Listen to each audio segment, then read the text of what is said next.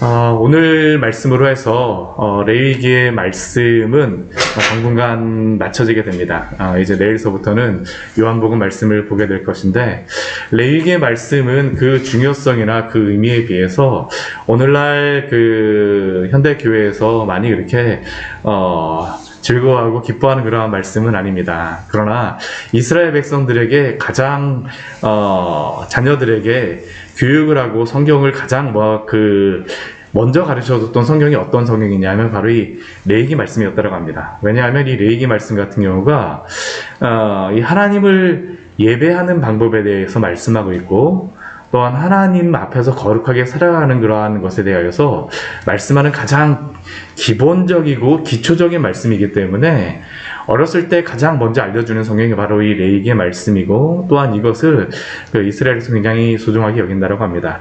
이 레위기의 말씀, 참 어제까지 보았던 이 속죄일에 대한 그런 말씀은 중요한 말씀입니다. 왜냐하면 이스라엘 백성들이 하나님 앞에서 아무리 정결하고 거룩하게 살아간다 할지라도 그들이 범하는 그러한 죄의 문제를 그들 스스로가 해결할 수 없다라는 것이 바로 이 속죄일에서 나오는 분명한 말씀의 의미입니다.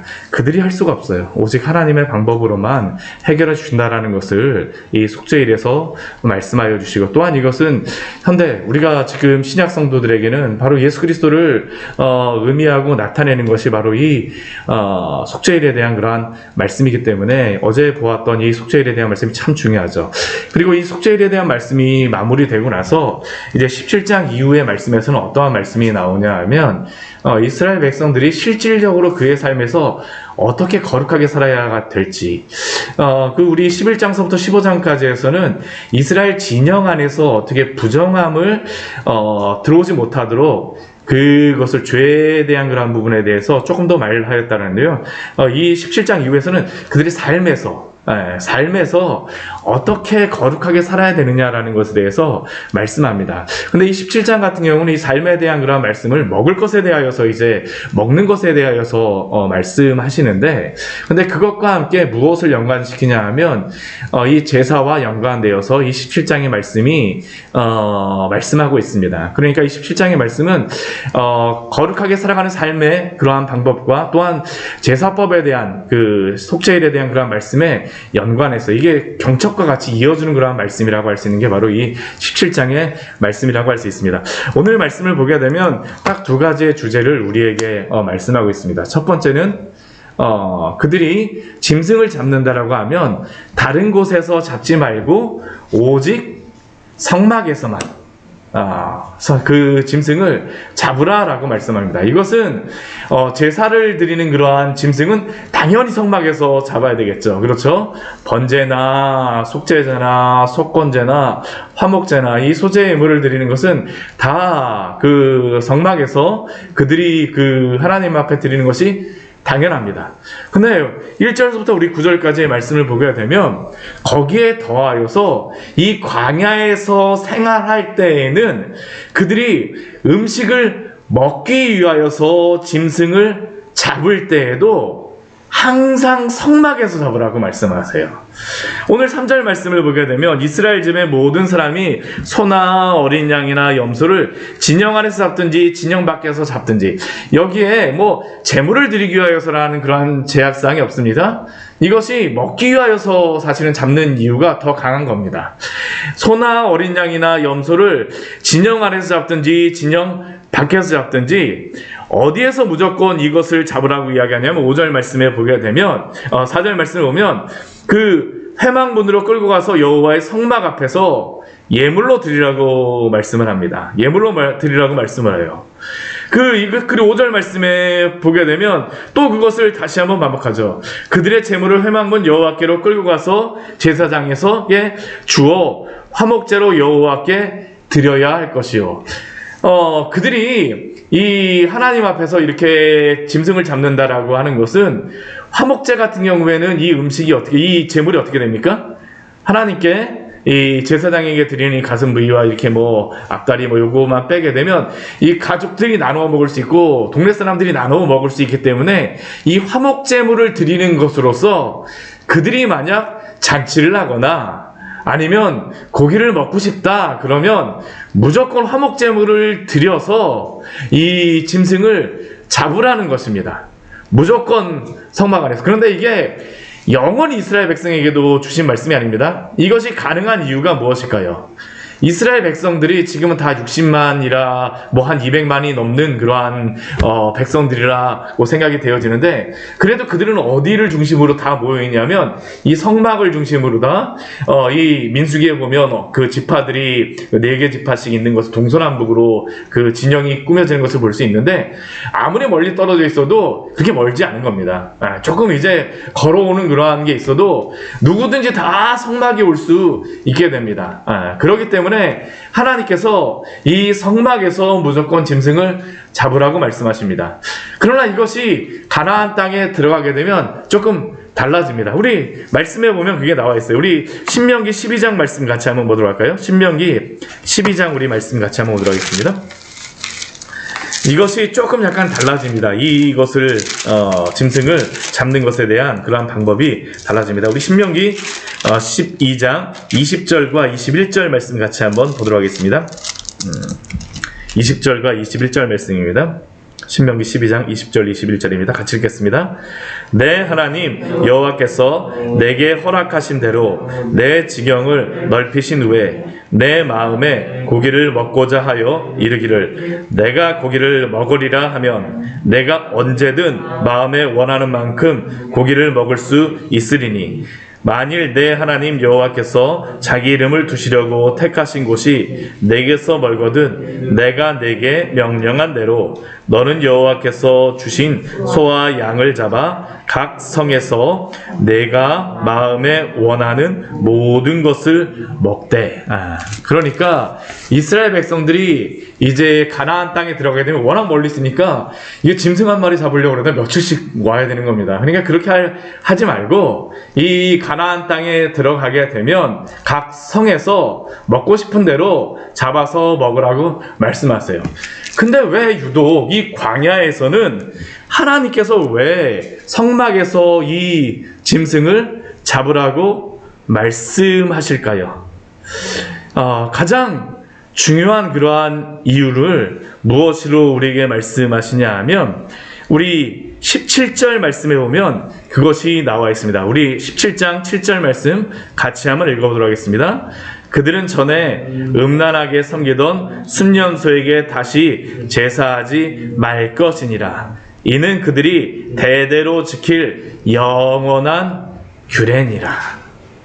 지금 왜 이 말씀을 하나님이 주시겠습니까? 지금 나와 있는 것과 같이 다른 곳에서 잡게 되면 하나님이 4절 말씀 보면 그 다른 곳에서 잡는 자는 자기 백성 중에서 끊어진다라고까지 말씀하세요. 왜 이렇게까지 강조를 하실까요? 끊어진다. 9절 말씀에서도 끊어진다. 회막문에서 여호와께 드리지 않으면 백성 중에서 끊어진다. 이들이 이 고기를 먹는다라는 것은 이 시대에는 쉬운 일이 아니었습니다. 정말로 어떤 큰 의미가 있는 겁니다. 정말 잔치가 있거나 정말로 이것을 꼭 먹어야지만 되는 그러한 이유. 그런데 이 시대에 고기를 먹는 많은 이유 중에 한 가지가 언제였었냐면 바로 우상 숭배를 할 때입니다. 지금 그들이 애굽에서 나온 지 이제 한 1년 정도 됐습니다. 그러나 그들이 아직도 대부분의 사람들은 다 어디에서 살던 사람들입니까? 애굽에서 살던 사람들입니다. 염소를 숭배하던 그러한 사람들이고, 이 염소에게 제물을 드리던 사람들이 바로 이 사람들입니다. 이들이 그 자신의 그러한 곳에서 아무 데서나 이 짐승을 잡는다라고 하게 되면 그들이 무슨 유혹에 빠질까요?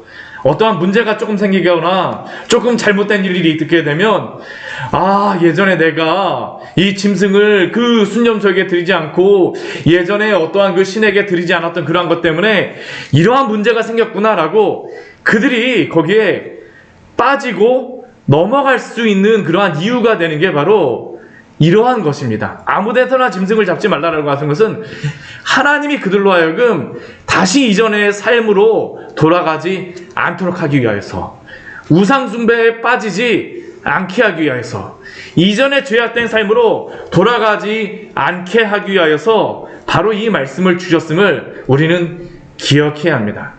그렇게 오늘 이 말씀은 우리에게도 참으로 중요하죠. 사단이 우리를 넘어뜨리는 좋은 방법 중에 한 가지가 무엇일까요? 이전에 우리의 삶으로 다시 되돌아가게 하는 것입니다. 우리의 본성의 마음에 좋아하는 대로 아주 넓은 길, 넓은 그러한 문을 향하여서 살아가는 그러한 방법대로 살아가게 하는 것입니다. 내 마음에 편한 대로 죄를 짓고 마음껏 살아가고, 다시 예수님을 믿는 사람들은 뭐 예전에 점도 보고 뭐 여러 가지 뭐 부적도 가지고 다녔으면 어떠한 안 좋은 일이 생기게 되면 계속 유혹받는 게 무엇일까요? 다시 그러한 것들을 하고 싶은 겁니다. 이스라엘 백성들이 지금 그런 겁니다. 하나님이 그렇기 때문에 그 짐승을 잡을 때에 무조건 하나님 앞에서 그들이 하나님을 섬기는 거룩한 백성으로 삼으셨기 때문에, 단순히 삼으셨다는 것은, 거기서 그 택하셨다는 것은 이스라엘 백성을 이 신의 산에서만 섬기게 하시는 것이 아닙니다. 그들이 가나안 땅에 들어갈 때까지 주님이 철저하게 그들을 보호하시는 방법이 이것입니다. 그렇게 우리가 어떻게 할까요? 하나님이 우리를 택하셨으면 오직 주님만 섬기시기를 축원합니다. 다른 곳에 눈을 돌리면 안 됩니다. 다른 곳에 눈을 돌리면 안 돼요. 오늘 이 말씀은 다른 곳에 눈을 돌리지 말라는 겁니다. 또 오늘 우리 17장 우리 말씀에서 또 한 가지의 말씀을 주시는 것이 무엇이냐 하면 피를 먹지 말라라는 것입니다. 피를 먹지 말라.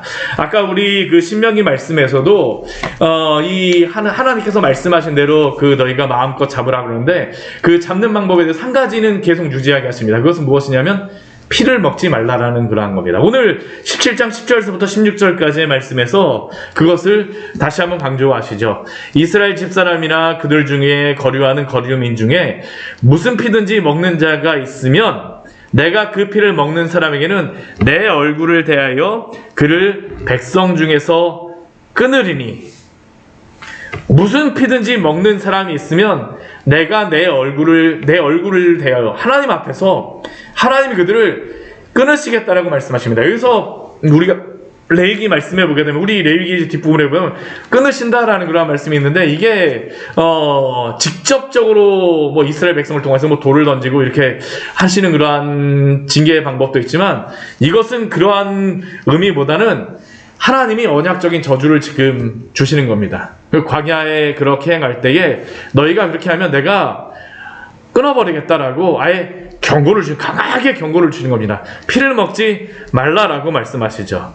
심지어는 어떻게까지 그들에게 말씀하시냐면, 이 피를 먹지 말라는 것이 계속 반복이 되면서 그들이 사냥하여 잡는 그러한 짐승에 대하여서, 우리 13절 말씀해 보게 되면 사냥하여 잡은 그러한 짐승이나 새 같은 경우는 피를 어떻게 합니까? 그냥 뭐 사냥하지 않으니까 그냥 뭐 먹어도 된다? 아닙니다. 물론 여기서 할 때에는 레위기 앞에서 우리 정결법에서 먹어야 되는 음식, 뭐 굽이 갈라지고 색임질하고 그러한 것만 먹는 겁니다.